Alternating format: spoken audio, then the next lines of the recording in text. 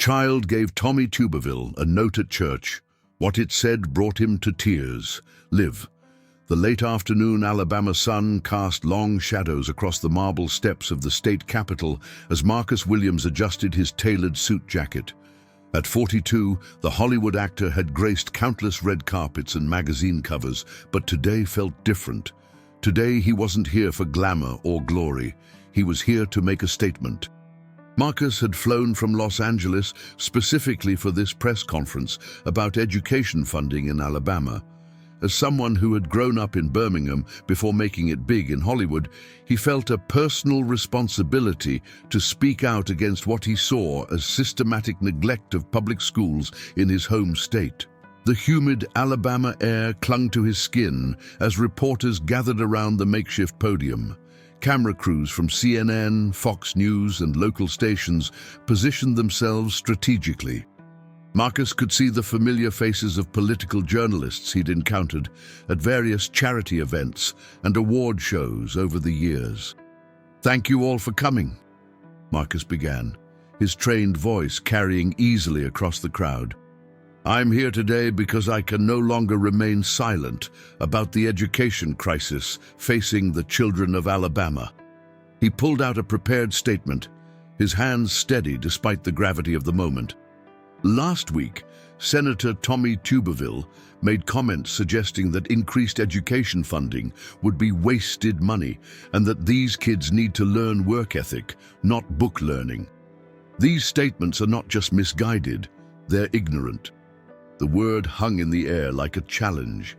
Several reporters immediately began typing furiously on their phones, knowing this soundbite would be trending within minutes. Marcus continued, his voice growing more passionate. "I grew up in these schools. I know what it's like to sit in overcrowded classrooms with outdated textbooks. I know what it's like to have teachers who care deeply but lack the resources to properly educate their students. For a sitting U.S. senator to dismiss the educational needs of Alabama's children as unnecessary is not just wrong. It's ignorant of the realities facing working families in this state." The questions came rapid fire. "Mr. Williams, are you considering running for office? Do you think Senator Tuberville should respond to these accusations? Is this part of a larger political campaign?" Marcus fielded each question with the poise of someone accustomed to media attention. But his responses carried a weight and sincerity that his usual entertainment interviews lacked. This wasn't about promoting a movie or discussing his personal life. This was about something that mattered deeply to him. Unknown to Marcus, Senator Tommy Tuberville was watching the press conference live from his office in Washington, D.C. The 69-year-old former Auburn football coach sat behind his imposing mahogany desk, his weathered face impassive as he listened to the actor's criticisms. "Sir, how would you like to respond?" asked his communications director, Sarah Chen, a sharp woman in her 30s who had been fielding calls from reporters for the past hour. Tuberville leaned back in his leather chair, his fingers drumming against the desk. "Set up a meeting. I want to speak with Mr. Williams face to face." "Sir, are you sure that's wise? The media will—" "Sarah, I've been dealing with passionate young men my entire career. Sometimes the best way to handle a situation is to address it directly." His voice carried the authority of someone who had commanded football teams and now commanded respect in the Senate. "Besides, I think Mr. Williams might be interested in what I have to say." 3 hours later, Marcus was back in his hotel room at the Renaissance Montgomery when his phone rang. The caller ID showed a DC number he didn't recognize. "Marcus Williams speaking." "Mr. Williams, this is Senator Tommy Tuberville's office. The senator would like to arrange a meeting with you to discuss your concerns about education funding. Would tomorrow afternoon work for your schedule?" Marcus paused, surprised by the directness of the request. He had expected a typical political response, either silence or a carefully crafted statement released through media channels. A face-to-face meeting was unexpected. Yes, I can make that work. Where would you like to meet?" "The senator will fly to Montgomery tomorrow morning." Would 2 p.m. at his state office be suitable? After confirming the details, Marcus hung up the phone and stared out his hotel window at the Alabama River flowing lazily below. The city lights were beginning to twinkle as dusk settled over Montgomery, and he found himself wondering what exactly he had gotten himself into. His phone buzzed with a text from his publicist in Los Angeles. Saw the press conference, trending number 3 nationwide. Good job, but be careful. Politics is a different game than Hollywood. Marcus smiled grimly. He was about to find out just how different. Senator Tommy Tuberville's Montgomery office occupied the entire top floor of a modern building overlooking the Alabama state capitol. The space was designed to impress: dark wood paneling, leather-bound books, and framed photographs showing decades of his life as a football coach and politician. Awards and commendations lined the walls, testament to a career built on leadership and achievement. Marcus arrived 15 minutes early, as was his habit for important meetings. He had chosen his outfit carefully, a navy blue suit that looked professional but not ostentatious, wanting to signal respect for the office while maintaining his own dignity. The receptionist, a woman in her 50s with kind eyes and a warm Alabama drawl, offered him coffee while he waited. "The senator is just finishing up a call with the Agriculture Committee," she explained. "He'll be right with you." Marcus accepted the coffee gratefully, using the time to study the photographs on the walls. He saw images of Tuberville with presidents, governors, and other senators, but what caught his attention were the less formal photos: Tuberville with young football players at graduation ceremonies and visiting schools across Alabama. Quite a collection, isn't it? Marcus turned to see Senator Tuberville himself standing in the doorway of his private office. In person, the senator was shorter than Marcus had expected, but his presence filled the room. His silver hair was neatly combed, and he wore a conservative dark suit with a crimson tie, auburn colors, Marcus noted. "Senator Tuberville," Marcus said, standing and extending his hand. "Thank you for agreeing to meet with me." The handshake was firm, neither man attempting to establish dominance through grip strength, but both assessing the other's character in that brief contact. "Call me Tommy," the senator said, "and thank you for coming. I know you could have easily made your point yesterday and flown back to California, but you didn't. That tells me something about your character." They settled into comfortable leather chairs arranged around a small table rather than across Tuberville's imposing desk. It was a deliberate choice, Marcus realized, to create a more collaborative atmosphere. "I'll be direct with you, Marcus," Tuberville began, his voice carrying the authority of decades in leadership positions. "Your press conference yesterday painted me as someone who doesn't care about education. That stung, and not because of the political implications, but because it's simply not true." Marcus leaned forward slightly. "Senator, with all due respect, your own words suggested that increased education funding would be wasted. How else should people interpret that?" "Context matters," Tuberville replied calmly. "That quote was taken from a 30-minute discussion about education reform, where I was specifically talking about the need for accountability in how we spend education dollars. I wasn't saying we shouldn't invest in education. I was saying we need to ensure that investment actually reaches the classroom." He reached into a folder on the side table and pulled out a thick document. "Before we go any further, I want you to see something." The document was worn at the edges, clearly having been handled many times. As Tuberville opened it, Marcus could see it was filled with handwritten notes, charts, and what appeared to be financial data.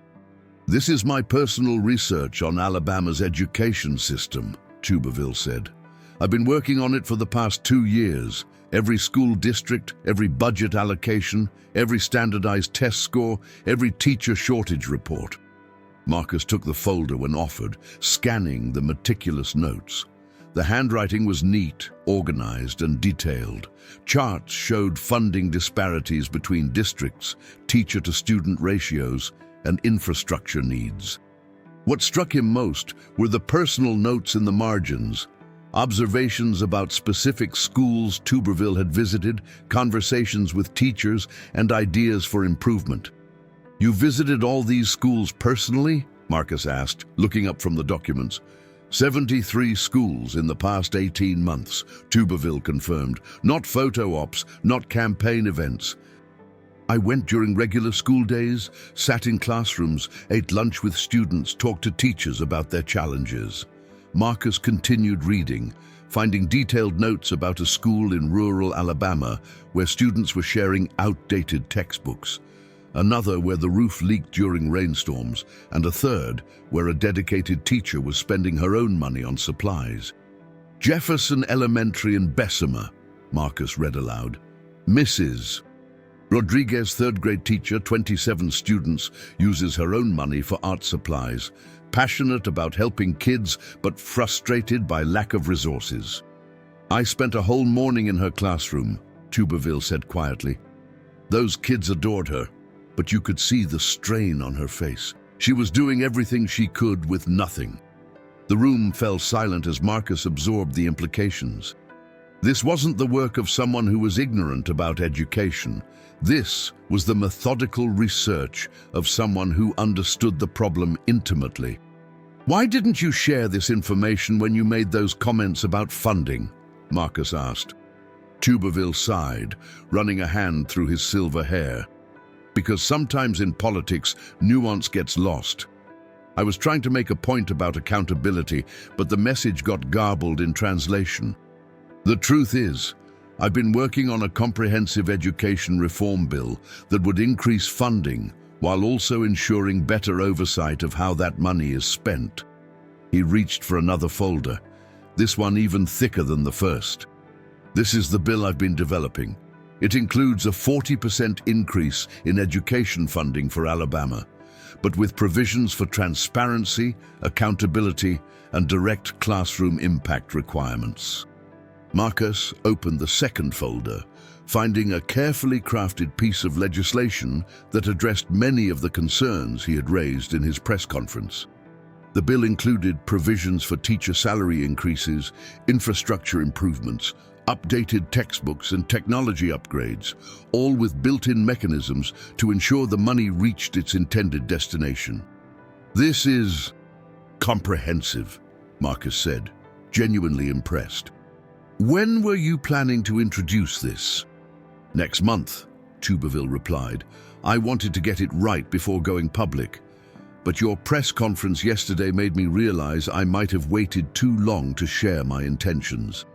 Marcus looked up from the documents, seeing the senator in a completely different light. "Tommy, I owe you an apology. I made assumptions based on incomplete information." "No, you don't," Tuberville said firmly. "You were advocating for something you believe in, something that affects kids you care about. I respect that. What I'm hoping is that we can work together moving forward." "What do you have in mind?" Tuberville leaned forward, his eyes intense. "I want you to help me introduce this bill. Your voice carries weight, especially with young people and parents. Together, we might actually be able to get this passed." Marcus felt the weight of the moment.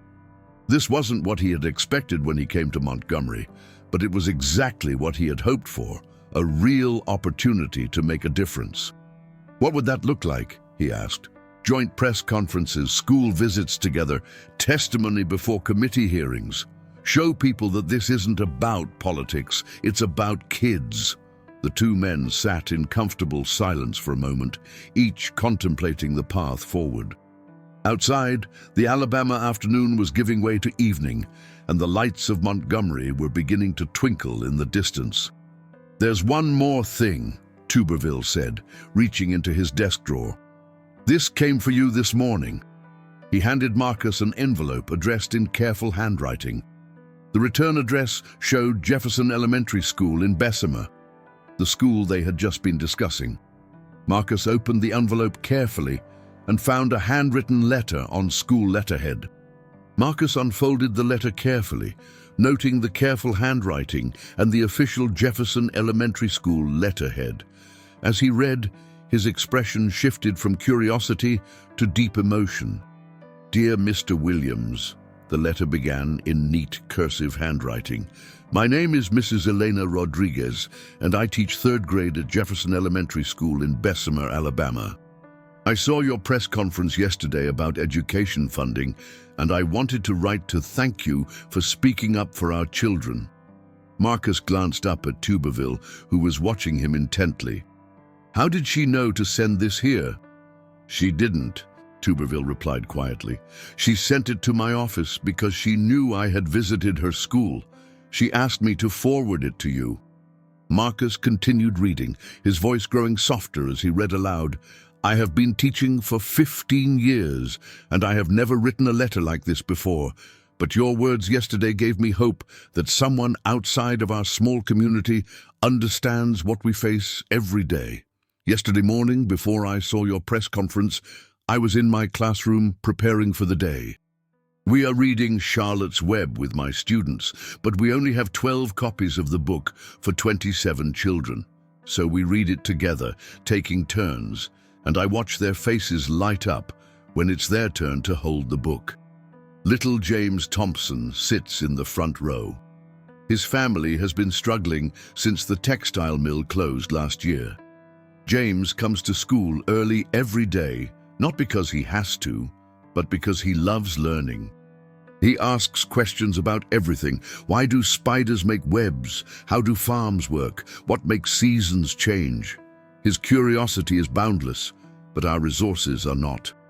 Last week, James asked if he could take a book home to read to his little sister. I wanted to say yes, but we can't let books leave the classroom because we don't have extras to replace them if they get lost or damaged. I saw the disappointment in his eyes, and it broke my heart. Marcus paused in his reading, his throat tight with emotion. He looked around the office, taking in the impressive surroundings, then back to the simple school letterhead. "There's more," Tuberville said gently. Marcus continued. "When you spoke yesterday about overcrowded classrooms and outdated textbooks, I felt like someone finally understood. But then you said something that made me cry. You said these children deserve better. Not that they need help or that they should be grateful for what they have, but that they deserve better. That simple word, deserve, changed everything for me. I want to tell you about my other students too. Maria Santos dreams of becoming a doctor, but our science equipment is from the 1980s. She studies human anatomy from a textbook with faded diagrams and tries to imagine what a real skeleton looks like. Deshaun Williams writes beautiful stories, but has to share crayons with 5 other children when we do art projects. Sarah Beth Mackenzie loves mathematics, but works problems in a workbook that previous students have already filled out, so she has to erase their answers first. These children are not statistics or budget line items. They are James, Maria, Deshaun, and Sarah Beth. They are 27 bright, curious, deserving children who come to my classroom every day ready to learn, despite everything working against them. The room fell completely silent. Marcus stared at the child's words, feeling the weight of responsibility settling on his shoulders like a physical presence. "I don't know much about politics, Mr. Williams, but I know about children. And I know that when someone with your platform speaks up for them, people listen in a way they don't when it's just another teacher complaining about resources. Senator Tuberville visited our school 3 months ago. He didn't bring cameras or reporters. He just came and sat with my students during reading time, ate lunch in our cafeteria, and asked thoughtful questions about what we needed most. He took notes in a little book and promised to remember what he saw. I believed him then, and I believe him now. I'm writing to you both because I think you have more in common than either of you realizes. You both care about children. You both understand that education is about more than funding formulas. And you both have the power to make a real difference. I've enclosed something with this letter. It's a story that James Thompson wrote last week about what he wants to be when he grows up. His spelling isn't perfect, and his handwriting is still developing, but his dreams are as big as any child's should be. Please don't let our children become just another political debate. They deserve better than that. With hope and gratitude, Mrs. Elena Rodriguez, third grade teacher, Jefferson Elementary School. Marcus set the letter down and picked up the small piece of notebook paper that had been enclosed. In careful, childish handwriting, James Thompson had written, "When I grow up, I want to be a teacher like Mrs. Rodriguez, or maybe a scientist who studies space. I want to learn everything there is to know and then teach other kids so they can learn too. I want to make sure no kid ever has to wait for a turn to read a book because there will be enough books for everyone. My mom says dreams are free, but making them come true costs money. I don't have money, but I have big dreams and I work really hard. Mrs. Rodriguez says that's a good start." The room fell completely silent. Marcus stared at the child's words, feeling the weight of responsibility settling on his shoulders like a physical presence. "Jesus," he whispered, not as profanity but as a prayer. Tuberville reached across the table and placed a gentle hand on Marcus's shoulder. "That's why I do this job, son. It's not about the politics or the power. It's about kids like James who still believe that working hard and dreaming big will be enough." Marcus looked up, his eyes bright with unshed tears. "We have to do something. We have to do more than just introduce a bill or hold press conferences. These kids can't wait for the political process to work itself out." "What are you thinking?" Marcus stood up and walked to the window, looking out over Montgomery. The Capitol dome was illuminated against the darkening sky, a symbol of power and possibility. "I'm thinking we need to show people what Mrs. Rodriguez showed us, real children with real dreams facing real obstacles." He turned back to Tuberville. "I want to visit Jefferson Elementary. I want to meet James and Maria and Deshawn and Sarah Beth. And I want to bring cameras." Tuberville raised an eyebrow. "Are you sure? Once we start down this path, there's no going back. The media attention will be intense, and every word we say will be scrutinized." "Good," Marcus said firmly. "Let them scrutinize. Let them see what we saw in that letter. Let them explain why children like James should have to wait for books, or why Maria should study medicine from 30-year-old textbooks." He picked up the letter again, reading James's words once more. "You know what got to me most about this letter? It's not the lack of resources or even the children's struggles. It's Mrs. Rodriguez's hope. After 15 years of fighting for her students with inadequate support, she still believes that speaking up will make a difference." Tuberville nodded slowly. "Elena Rodriguez is one of the finest people I've ever met. She's exactly the kind of teacher we should be supporting." "Then let's support her," Marcus said decisively. "Let's support all of them. But let's do it right. No photo ops, no political theater. Real engagement, real solutions, real results." The two men looked at each other across the small table, the letter lying between them like a bridge connecting their different worlds.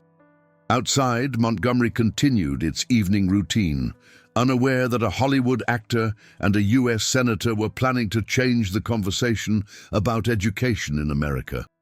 "When do we start?" Tuberville asked. "Tomorrow," Marcus replied without hesitation. "Mrs. Rodriguez and James have waited long enough." The gymnasium at Jefferson Elementary School had never hosted anything like this. By noon the next day, national news crews had transformed the modest space into a media circus. Cable news trucks lined the street, their satellite dishes reaching toward the gray Alabama sky like mechanical sunflowers. Reporters from CNN, Fox News, MSNBC, and every major network stood ready with microphones and cameras. Inside the school, the atmosphere was electric with nervous energy. Principal Dorothy Williams, a stout woman in her 50s with kind eyes and graying hair, moved through the hallways, ensuring everything was ready. She had taught in Alabama schools for 30 years and had never seen anything like this level of attention focused on public education. "Mrs. Rodriguez," she called to the third-grade teacher who was straightening her classroom one final time. "Are you ready for this?" Elena Rodriguez smoothed her best dress and checked her reflection in the hallway mirror. At 41, she had dedicated her life to teaching, and today felt like the culmination of everything she had fought for. "As ready as I'll ever be, Dorothy. I just hope I can speak clearly when the cameras start rolling." "You'll do fine, honey.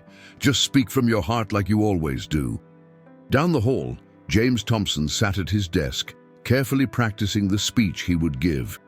His mother had helped him with the big words, but the thoughts were entirely his own. At 8 years old, he couldn't fully grasp the magnitude of what was happening, but he understood that important people were coming to listen to him talk about school and learning. "Remember, baby," his mother, Sharon Thompson, said as she knelt beside his desk, "just talk to them like you talk to me. Tell them what you told me about your dreams and about Mrs. Rodriguez." Marcus arrived at the school at 1:30 p.m., 30 minutes before the scheduled press conference. He had chosen to wear khakis and a button-down shirt rather than a suit, wanting to appear approachable and authentic. As his car pulled up to the school, he was struck by how different this felt from his usual red carpet appearances. Senator Tuberville arrived moments later in an unmarked vehicle, also dressed casually. The two men met at the school's main entrance, shaking hands like old friends rather than recent acquaintances. "How are you feeling about this?" Tuberville asked as they walked toward the building. "Nervous," Marcus admitted. "This isn't a movie set where we can do another take if something goes wrong. These are real people's lives we're talking about." "That's what makes it matter," Tuberville replied. They were greeted by Principal Williams, who escorted them through the school. Marcus noticed immediately the condition of the building: paint peeling in the hallways, outdated bulletin boards, and classrooms that were clearly overcrowded. But he also noticed something else: the warmth and dedication of the staff, the enthusiasm of the children, and the sense of community that permeated every corner of the building. "Senator Tuberville!" a small voice called out. They turned to see James Thompson running down the hallway, his face beaming with excitement. "You came back." Tuberville knelt down to the boy's eye level, his stern political demeanor melting away. "I told you I would, didn't I? James, I want you to meet someone special. This is Mr. Marcus Williams." James looked up at the actor with wide eyes. "Are you really from Hollywood?" Marcus knelt down beside Tuberville. "I am, but more importantly, I'm from Birmingham. Just like you, I grew up in Alabama and went to schools like this one." "Really? Did you have to share books too?" The simple question hit Marcus harder than any movie review ever had. "Yes, James, I did. But you know what? Some of my teachers helped me believe that I could do anything I wanted to do, just like Mrs. Rodriguez is doing for you." They were led to Mrs. Rodriguez's classroom, where the teacher was waiting nervously. When she saw Senator Tuberville, her face lit up with recognition, but when she saw Marcus, she became visibly emotional. "Mr. Williams, I can't believe you're really here," she said, her voice trembling slightly. "Thank you for reading my letter." "Thank you for writing it," Marcus replied sincerely. "It changed everything for me." The press conference was scheduled to begin at 2 p.m., but first, Marcus and Tuberville wanted to spend time in the classroom. They sat with the students, listened to them read, and observed firsthand the challenges Mrs. Rodriguez had described in her letter. Marcus watched as 3 students shared a single copy of a math textbook, taking turns to work problems. He saw Maria Santos carefully studying a faded diagram of the human heart in a science book that was older than she was. He observed Deshaun Williams writing a story with a pencil stub because the classroom had run out of new pencils 3 weeks ago. But more than the material shortages, he saw the magic that happened when dedicated teachers worked with eager students. He saw Mrs. Rodriguez patiently helping a struggling reader, celebrating a student's correct math answer as if it were an Academy Award, and seamlessly managing 27 different personalities and learning styles with grace and skill. "This is what people need to see," Marcus whispered to Tuberville as they watched Mrs. Rodriguez help Sarah Beth Mackenzie with a math problem. At exactly 2 p.m., they moved to the gymnasium where nearly 100 reporters waited. The room buzzed with anticipation as cameras focused on the simple podium that had been set up on the basketball court. Principal Williams stepped to the microphone first. "Ladies and gentlemen, welcome to Jefferson Elementary School. We are honored to host this important conversation about education in Alabama. I'd like to introduce Senator Tommy Tuberville and actor Marcus Williams." As the two men approached the podium together, the camera flashes created a strobe effect in the dim gymnasium.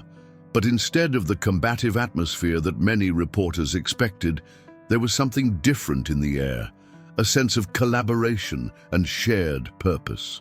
Senator Tuberville spoke first. "3 days ago, I was characterized as ignorant about education issues. That criticism stung, not because it was politically damaging, but because I have spent the last 2 years studying education in Alabama more intensively than I studied anything as a football coach." He paused, letting the weight of his words settle over the room. "But I realized something important. It doesn't matter how much research I've done or how many schools I've visited if I'm not effectively communicating that work to the people I serve." Marcus Williams was right to call me out, and I'm grateful that he did. Marcus stepped to the microphone, his actor's training helping him project his voice clearly throughout the room. "When I spoke 3 days ago, I thought I was facing an opponent of public education. What I discovered instead was a partner who had been working toward the same goals through different methods." He reached into his jacket pocket and pulled out Mrs. Rodriguez's letter. "I want to share with you a letter that changed my perspective and brought Senator Tuberville and me together." He began reading Elena Rodriguez's letter aloud, his trained voice carrying every emotion and nuance.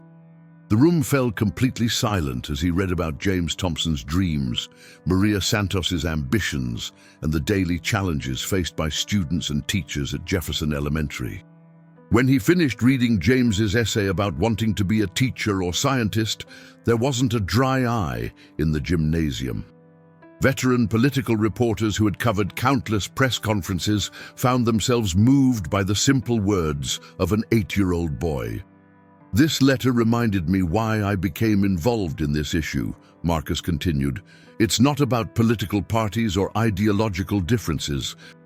It's about children who deserve the same opportunities that Senator Tuberville and I had when we were their age." Tuberville stepped back to the microphone. "Which is why I'm announcing today the introduction of the Alabama Educational Excellence Act, legislation that will increase education funding by 40% while ensuring accountability and transparency in how those dollars are spent." The room erupted with questions from reporters, but Marcus raised his hand for silence. "Before we take questions, we want you to hear from the people this legislation will actually impact. Ladies and gentlemen, I'd like you to meet Mrs. Elena Rodriguez and one of her students, James Thompson." Mrs. Rodriguez approached the microphone, her hands trembling slightly, but when she began to speak, her voice was clear and strong. "My name is Elena Rodriguez, and I've been teaching 3rd grade here at Jefferson Elementary for 8 years. When I wrote my letter to Mr. Williams, I didn't know it would lead to this moment. I only knew that I had to speak up for my children." She paused, looking out at the faces of the reporters. "James Thompson isn't just a statistic or a name in a report. He's a bright, curious child who dreams big despite the limitations he faces. just like Maria, who wants to be a doctor, and Deshawn, who writes beautiful stories, and Sarah Beth, who loves mathematics. They deserve the same opportunities as any child anywhere. Then James stepped up to the microphone. The crowd of reporters and cameras could have intimidated any child, but James had practiced his words carefully. "Hi," he said, his childish voice echoing through the silent gymnasium. "I'm James Thompson. I'm 8 years old and I'm in 3rd grade with Mrs. Rodriguez." He took a deep breath before continuing. "I want to be a teacher when I grow up, like Mrs. Rodriguez, or maybe a scientist who studies space. My mom says dreams are free, but making them come true costs money. I don't have money, but I have big dreams, and I work really hard." The room was so quiet you could hear a pin drop. "Mrs. Rodriguez teaches me that it doesn't matter where you come from or what you have. What matters is that you never stop learning and never stop dreaming. She makes me believe I can be anything I want to be." James looked directly into the cameras, his words carrying a weight that went far beyond his 8 years. "I just want all kids to have the chance I'm having. I want them to have their own books to take home and teachers like Mrs. Rodriguez who believe in them, because everyone deserves to dream big." The gymnasium erupted in applause, but James wasn't finished. "And I want to thank Mr. Marcus and Senator Tommy for listening to me. Sometimes grown-ups forget to listen to kids, but you listened. That makes me happy." When James stepped away from the microphone, there wasn't a dry eye in the house. Hardened reporters were discreetly wiping away tears, and even the cameraman seemed emotional. Marcus returned to the microphone one final time. "James said it better than I ever could. This isn't a political issue, it's a human issue. And when we put children's needs first, when we listen to their voices and honor their dreams, extraordinary things can happen." He looked directly into the cameras. "Senator Tuberville and I proved that people from different backgrounds, with different political perspectives, can find common ground when it comes to what really matters, giving every child the chance to reach their full potential." 3 weeks later, Senator Tommy Tuberville was sitting in his usual pew at First Baptist Church of Auburn, but his mind wasn't entirely on the sermon. The pastor was speaking about forgiveness and second chances, themes that resonated deeply with the recent events in his life. The press conference at Jefferson Elementary had been a watershed moment, not just for education legislation, but for public perception of how politics could work when people set aside their differences for the greater good. The Alabama Educational Excellence Act was now moving rapidly through the state legislature, with bipartisan support that surprised even the most experienced political observers. But today was Sunday, and Tuberville had come to church seeking spiritual peace and reflection on the extraordinary journey he had undertaken with Marcus Williams. After the sermon, as the congregation slowly moved toward the doors to greet the pastor, Tuberville felt a small hand touch his arm. He looked down to see a boy of about 7 with tousled blonde hair and bright blue eyes. "Mr. Tuberville?" the boy said shyly.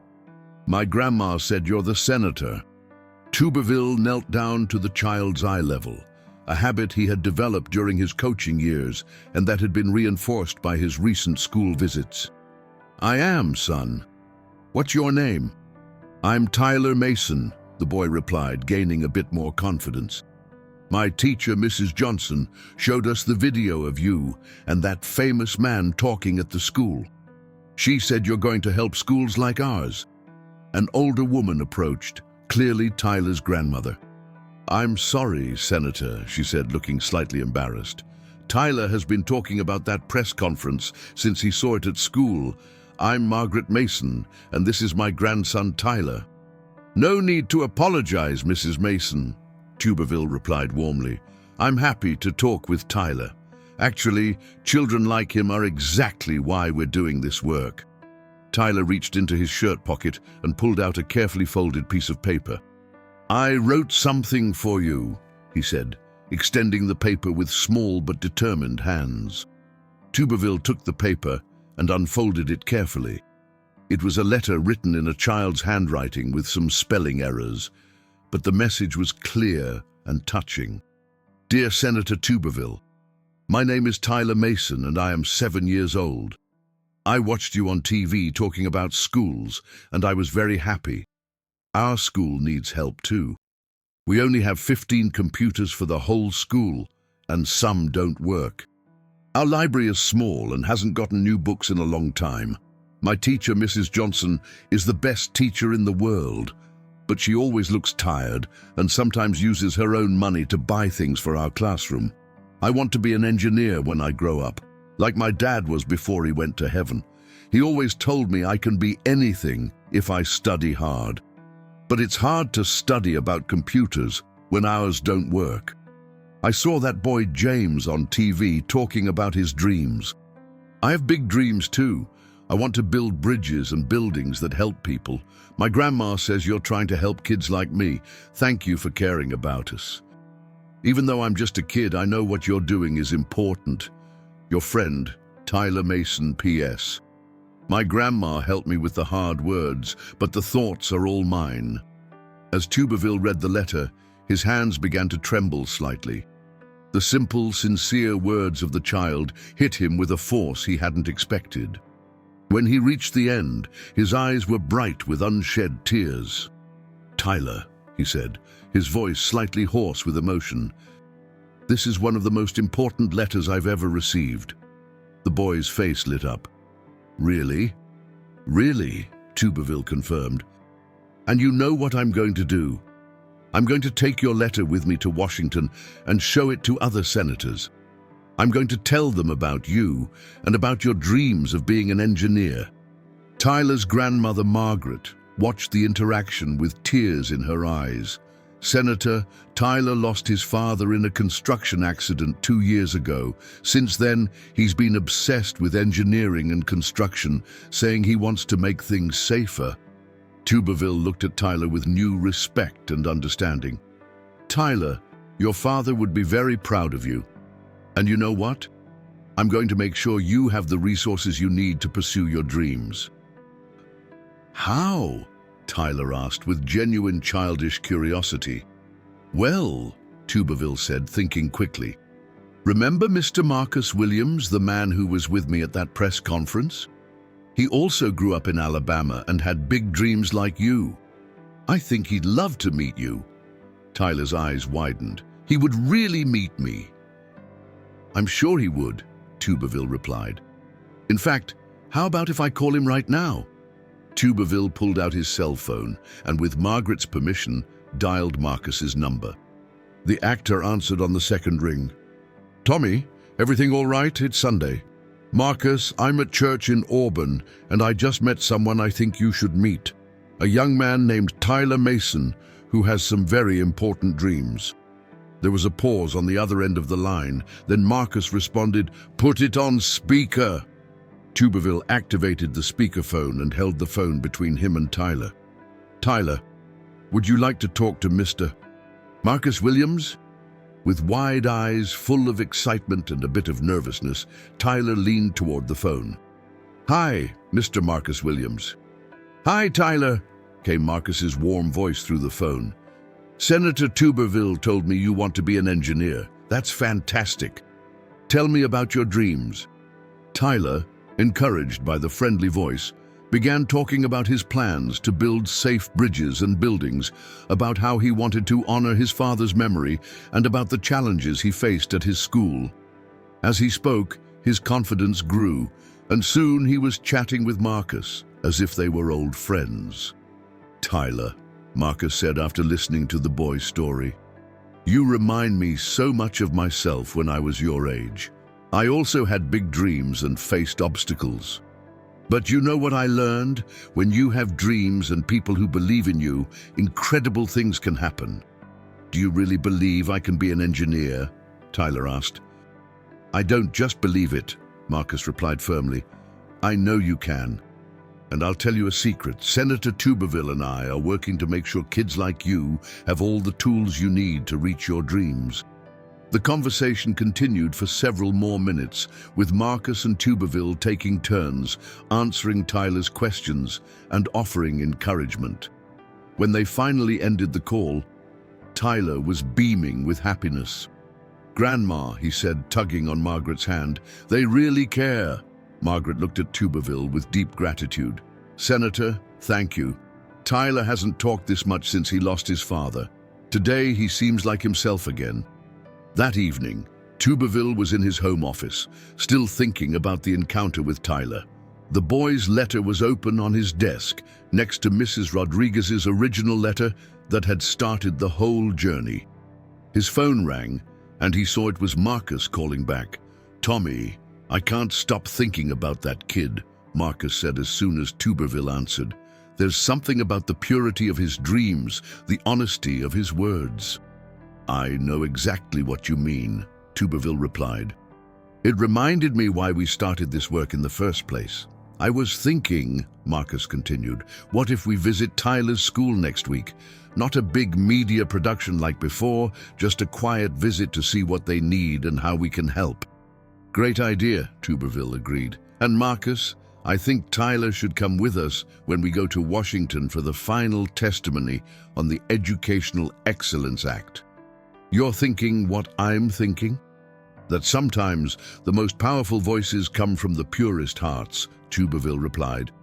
"Tyler, just like James, reminds everyone why this work matters." The following week, Marcus and Tuberville quietly visited Tyler's elementary school. They found exactly what the boy's letter had described: limited resources, outdated equipment, but dedicated teachers like Mrs. Johnson working miracles with what little they had.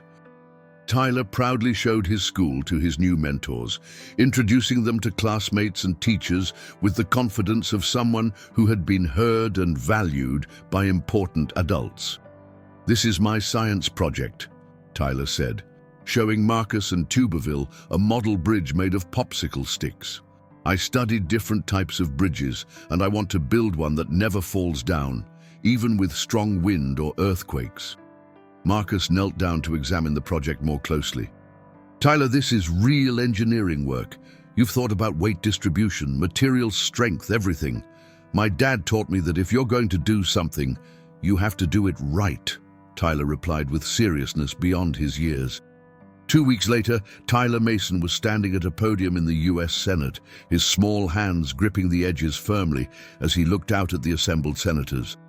The chamber was filled with legislators, education advocates, and national media, but Tyler didn't seem intimidated.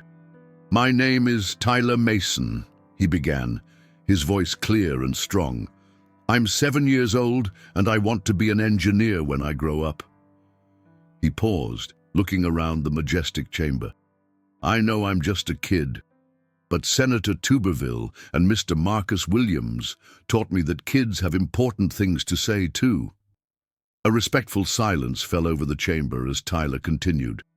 "My dad used to tell me that if you have a dream, you have to work hard to make it come true, but you also need the right tools.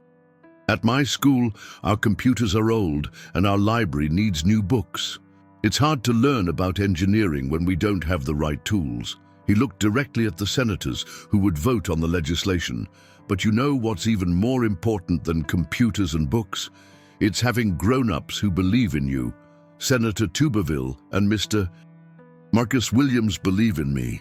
My teacher, Mrs. Johnson, believes in me. And now I'm here asking you to believe in all the kids like me." Tyler took a deep breath before his final words. "My dad isn't here anymore to see me grow up, but before he went to heaven, he told me I can be anything if I work hard and never give up. Please help kids like me have the chance to prove he was right." When Tyler finished, the Senate chamber erupted in applause that lasted several minutes. Several senators were visibly moved, and even the most cynical reporters seemed touched by the boy's sincerity and eloquence. The Alabama Educational Excellence Act passed by unanimous vote that afternoon, an almost unprecedented result in an era of partisan political division. Later that night, at a quiet dinner in Washington, Marcus, Tuberville, Tyler, and his grandmother Margaret sat together reflecting on the extraordinary journey that had brought them to this moment. "You know," Tyler said, thoughtfully chewing his hamburger, "I think my dad would be proud of today." Margaret held her grandson's hand, tears shining in her eyes. "I'm sure he would be, sweetheart. I'm sure he would be." Marcus looked at the boy who had helped seal the fate of the most important legislation of their lives. "Tyler, you did something today that few adults manage to do. You spoke truth so simply and powerfully that you changed hearts and minds." Tuberville nodded in agreement. "And you reminded me why I got into politics in the first place, to make a difference in the lives of children like you." As the evening came to an end and they prepared to return to Alabama, Tyler pulled another folded paper from his pocket.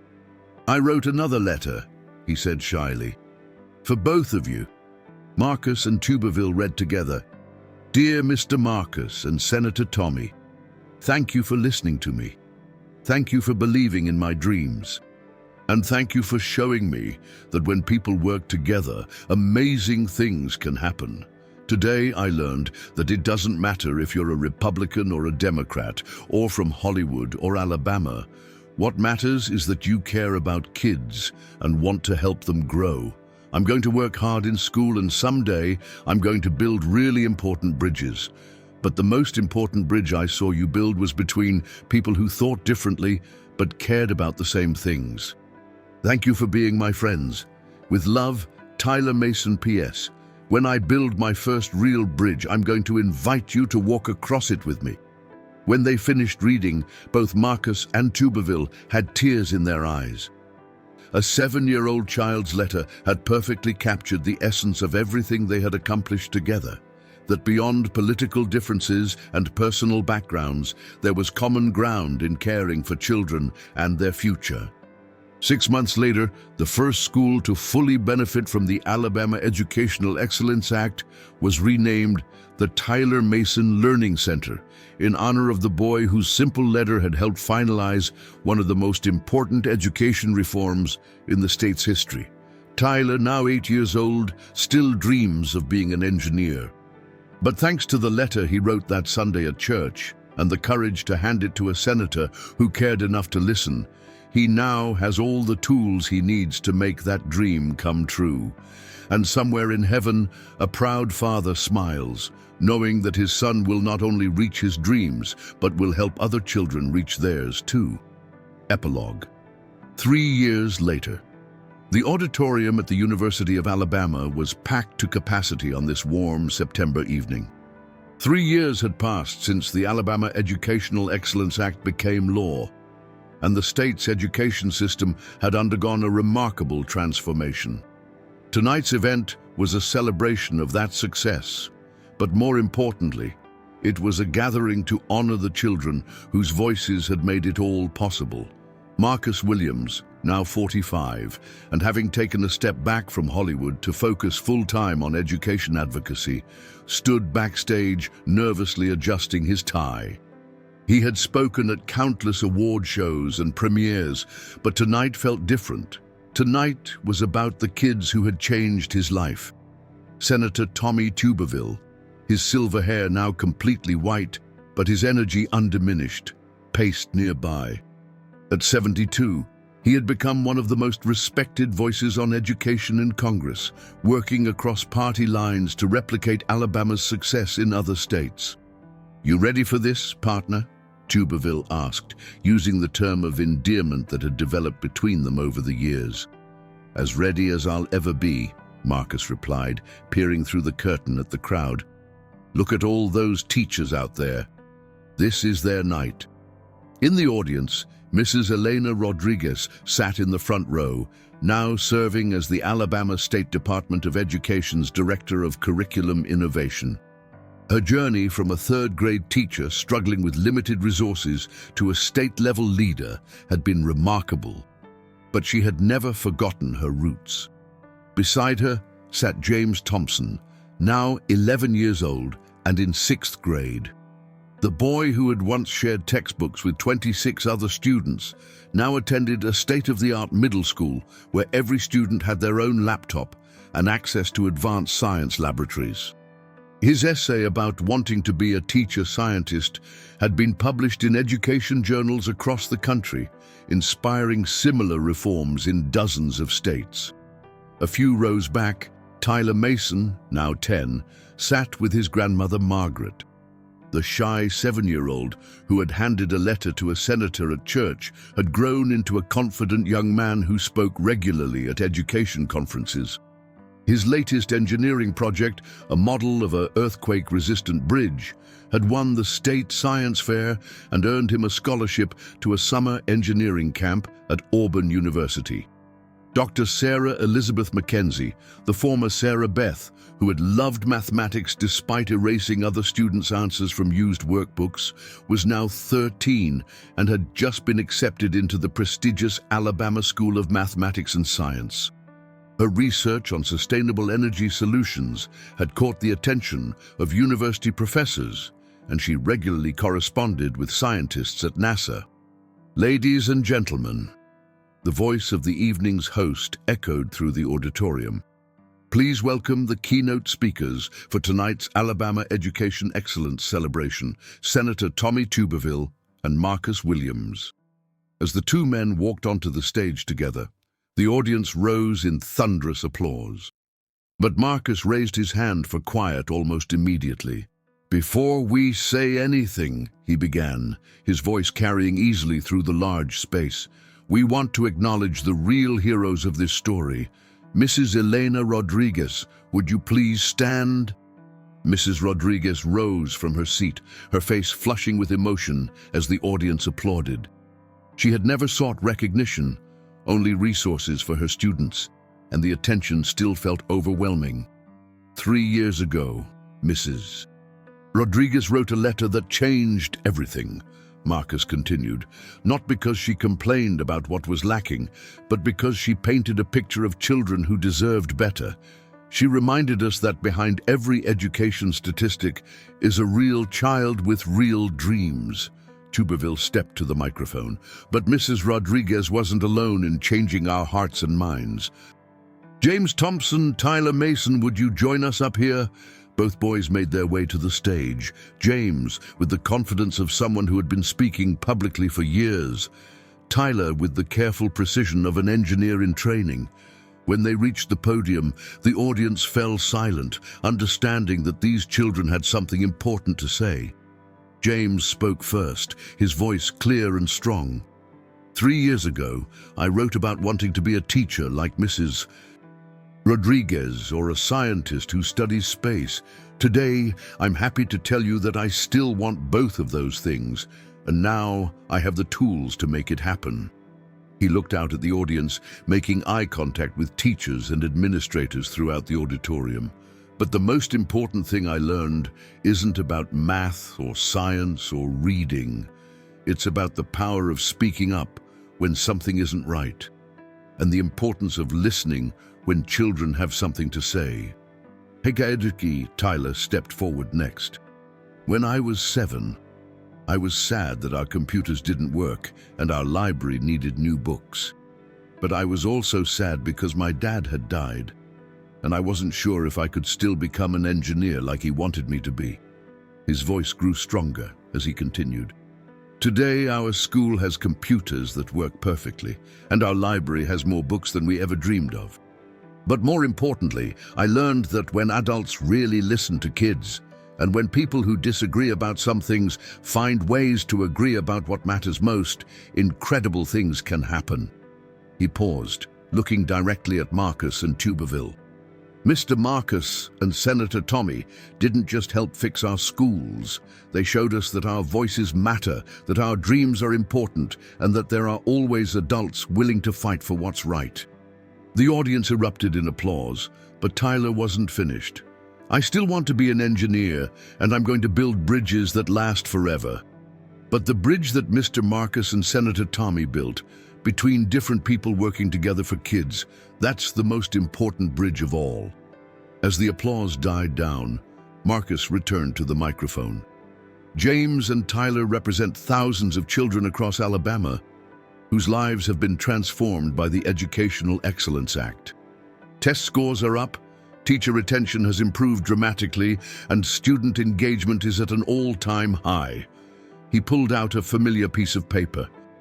But numbers don't tell the whole story. This does. He held up Mrs. Rodriguez's original letter. This letter, written by a teacher who refused to accept that her students should settle for less, started a movement that has spread far beyond Alabama. Tuberville joined him at the microphone.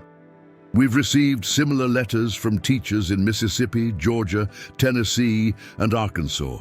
The success we've seen here is being replicated across the South, and there's talk of federal legislation based on the Alabama model. But, Marcus interjected, we're not here tonight to talk about politics or legislation. We're here to celebrate the real success of the past 3 years, the children. He gestured toward the audience. In this auditorium tonight are teachers who no longer have to spend their own money on classroom supplies. There are students who have their own textbooks to take home. There are parents who see their children excited about learning in ways they never imagined possible. Mrs. Rodriguez approached the microphone, her voice slightly trembling with emotion. 3 years ago, when I wrote that letter, I never imagined it would lead to this moment. I was just a teacher who was tired of seeing her students struggle with outdated materials and overcrowded classrooms. She looked out at the audience of educators and families. What I've learned is that sometimes the most powerful thing you can do is simply tell the truth about what you see. When I wrote about James wanting to take a book home to read to his sister, I wasn't trying to start a political movement. I was just sharing the reality of a child who loved learning but didn't have the resources he needed. Her voice grew stronger. Today, every child in my district has access to books they can take home. Every classroom has the materials teachers need to do their jobs effectively. And every teacher knows that their voice matters, that their observations about their students' needs will be heard and acted upon. James stepped back to the microphone. Mrs. Rodriguez always told us that education isn't about buildings or books or even computers. It's about helping kids learn to think and dream and become who they want to be. He looked at Tyler, then back at the audience. Tyler and I learned that when you have a dream and people who believe in you, anything is possible. But we also learned that we have a responsibility to help other kids have the same opportunities we've had. Tyler nodded and added, that's why James and I started the Kids Voice Project. We visit schools across Alabama and listen to students talk about their dreams and the challenges they face. Then, we help them write letters to people who can make a difference. The audience was captivated as the two boys described their project. In the past year, they had visited 47 schools, helped students write over 200 letters to local officials, and seen 18 specific improvements implemented as a direct result of children's advocacy. One third grader in Mobile wrote about how her school's playground equipment was broken and unsafe, James explained. Within 6 months, the city had installed brand new equipment and created a fund for ongoing maintenance. A fifth grader in Huntsville wrote about how his school's band program had been cut due to budget constraints, Tyler added. Local businesses stepped up to fund new instruments, and now they have one of the best elementary band programs in the state. Marcus felt a familiar tightness in his throat as he listened to the boys describe their work. What had started as his own angry press conference had evolved into something far more meaningful, a generation of children who understood their own power to create change. You know, he said, taking the microphone again, when this all began, I thought I was coming to Alabama to make a point about education funding. What I discovered was that the real experts on education aren't politicians or actors or even administrators. They're the teachers who work with children every day, and the children themselves. He looked at Mrs. Rodriguez, then at James and Tyler. These three people taught me more about education in 1 week than I had learned in 42 years of life. They taught me that listening is more powerful than speaking, that collaboration is more effective than confrontation, and that the smallest voices often carry the most important messages. Tuberville stepped forward. The Alabama Educational Excellence Act was just the beginning. What we've built here is bigger than legislation. It's a model for how democracy is supposed to work. When people put aside their differences and focus on what matters most, when they listen to the voices of those most affected by their decisions, extraordinary things become possible. He paused, looking out at the crowd. But the most extraordinary thing isn't what we accomplished in the legislature. It's what these children have accomplished with the opportunities we helped create. A young woman in the audience stood up. It was Maria Santos, now 16 and a junior in high school. The girl who had once studied human anatomy from textbooks with faded diagrams was now conducting original research in cellular biology at the University of Alabama's laboratory. "Mr. Williams, Senator Tuberville," she called out, her voice clear and confident. "I just wanted to thank you for helping me have access to real science equipment. My research on cancer cell behavior wouldn't have been possible without the resources the Excellence Act provided." Another student stood up. "I'm Deshaun Williams," he said. "You might remember me from Mrs. Rodriguez's class. I was the one who wrote stories with pencil stubs." The audience chuckled warmly. "I just wanted you to know that my first novel is being published next month." The computer lab and creative writing program at our school made it possible. One by one, students throughout the auditorium began standing and sharing their stories. The child who had struggled with outdated math workbooks was now captain of her high school's academic decathlon team. The student whose school had no librarian was now organizing literacy programs for younger children. The boy who had shared textbooks was now teaching coding to his classmates. As Marcus listened to story after story, he realized that the true measure of their success wasn't in test scores or budget numbers. It was in the confidence these children had developed, the dreams they were pursuing, and the way they were already working to help others. "This is what education reform really looks like," he said, his voice filled with emotion. "It's not about politics or ideologies. It's about giving every child the chance to reach their potential and then watching them exceed every expectation." Mrs. Rodriguez returned to the microphone for final remarks. "When I started teaching 20 years ago, I thought my job was to help children learn facts and skills. What I've discovered is that the most important thing I can teach them is that their voices matter, that their dreams are valid, and that they have the power to make the world better."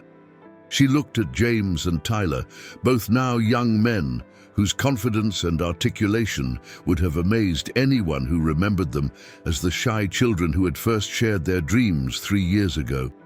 James and Tyler, and all the students who have been part of this journey, have taught me that the greatest gift an educator can give is not knowledge, but the belief that anything is possible when you work hard and have people who believe in you. As the evening came to a close, Marcus found himself standing with Tuberville, Mrs. Rodriguez, James, and Tyler on the steps of the auditorium. The Alabama sky was clear and full of stars, and the warm September air carried the promise of a new school year full of possibilities.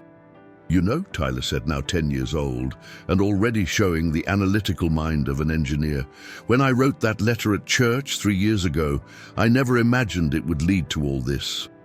"That's the thing about courage," Marcus replied. "You never know how far it will reach when you decide to speak up for what's right." James, now 11 and already showing the natural teaching instincts that would serve him well in his chosen career, added, "The most important thing we learned is that adults and kids can work together to solve problems. It's not about age or experience. It's about caring and listening and working hard." Mrs. Rodriguez smiled at her former students, now young advocates who spoke at conferences and influenced policy decisions. You boys have become everything I hoped you would and more. But you've also helped me become a better teacher and a better person. Tuberville, the former football coach who had learned that the most important victories happen not on the field, but in classrooms and communities, put his arms around the shoulders of both boys. You know what makes me proudest? It's not that we passed a law or changed policies.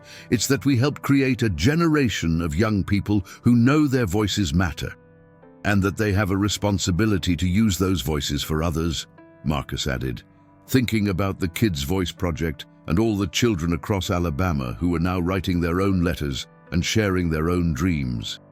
As they prepared to part ways, Tyler pulled one final letter from his pocket, a habit that had never left him. "I wrote this for all of us," he said, unfolding the paper. "It's not to ask for help this time, it's to say thank you." He read aloud. "Dear Mr. Marcus, Senator Tommy, and Mrs. Rodriguez, 3 years ago, I was a sad little boy who missed his dad and worried that his dreams were too big. Today, I'm a kid who knows that dreams are never too big if you're willing to work for them and if you have people who believe in you. You didn't just help fix our schools, you helped fix something broken in my heart. You showed me that even when bad things happen, good people will help you find your way." James and I started the Kids' Voice Project because we learned that our voices could make a difference. Now kids all over Alabama are writing letters and speaking up for what they need. We're teaching them what you taught us, that democracy works best when everyone gets to participate, even kids. Thank you for listening to us. Thank you for believing in us. And thank you for teaching us that the most important bridges are the ones we build between people who care about the same things. I'm still going to be an engineer, and I'm still going to build bridges that last forever. But I know now that the most important engineering is building connections between people and helping them work together. With love and gratitude, Tyler Mason, age 10, future engineer and current kid advocate PS. My first real bridge is still a few years away, but I've already built something even better, friendships with adults who showed me that anything is possible. As Tyler finished reading, all 5 friends stood together under the Alabama stars, knowing that they had been part of something extraordinary. A simple letter from a grieving child had grown into a movement that had transformed not just education policy, but had created a new model for how citizens of all ages could work together to create positive change. The story that had begun with anger and confrontation had evolved into one of collaboration and hope. And in schools across Alabama and beyond, children were learning not just math and science and reading, but the most important lesson of all, that their voices mattered, their dreams were valid, and with hard work and the support of caring adults, anything was possible.